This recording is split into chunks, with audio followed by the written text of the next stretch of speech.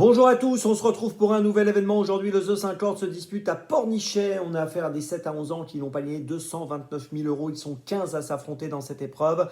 Course dans laquelle on aura 5 concurrents au premier poteau et donc 10 au second poteau. On a plutôt de bonnes chances au premier poteau. On va voir ça ensemble dans quelques instants. Des favoris qui semblent tenir la route, on va en parler aussi.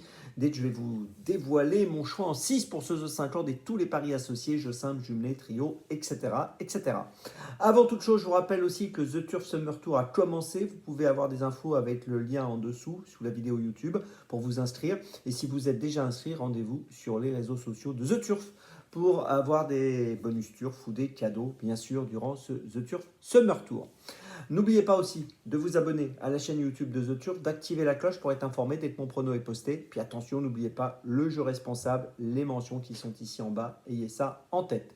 Allez, on y va, en 6. Bah, écoutez, j'ai retenu à la première position le numéro 2, Helios Gemma. On ne peut pas lui reprocher grand-chose. Il a couru cette année 4 fois, il a gagné 4 fois. Il vient de gagner à Cherbourg le 16 juin sur 2625 mètres. Là, on évolue sur 2725 mètres. Il est au premier poteau. Il a gagné à Châteaubriand. Il a gagné à Caen en mars et en avril.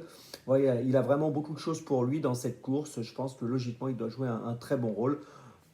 Je lui fais confiance, peut-être une 5e victoire pour une 5e sortie en 2024, ce serait formidable. En deuxième position, j'ai retenu un autre concurrent du premier poteau, lui aussi pas mal engagé. Je vous rappelle que le recul au premier poteau, le recul de 25 mètres est à 129 000 euros. Donc Helios Gemma lui a un peu plus de 123 000 euros de gain. Et le 3 que je mets en deuxième position, en l'occurrence Hurricane Wind, a un peu plus de 124 000.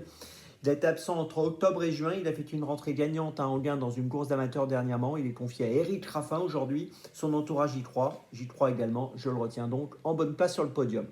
En troisième position, j'ai placé un concurrent du second poteau, le 12 Hérocibet. 4 courses courues en 2024, 4 fois ou premier ou deuxième. Donc là, on ne peut rien lui reprocher. Il vient de gagner à Jalais sur l'herbe. Il a fini à deuxième à Châteaubriand le 26 mai, derrière Helios Gemma. Donc c'est la bonne ligne. On est obligé, donc, je le répète, de le garder. Derrière ce trio de tête qui me paraît être un trio plutôt sérieux comme point d'appui, j'ai placé en 4e position le 9 Giannina Bella. Alors elle est âgée de 8 ans. Pour l'instant, j'avais donné plutôt la priorité aux 7 ans. Elle est âgée de 8 ans, elle vient de finir 4e à Vincennes le 21 juin, c'était pas mal. Elle a gagné à Cordemais auparavant, c'est une représentante de l'écurie Marmion. Je pense que pour une 3, 4, 5e place, elle est capable de jouer un bon rôle.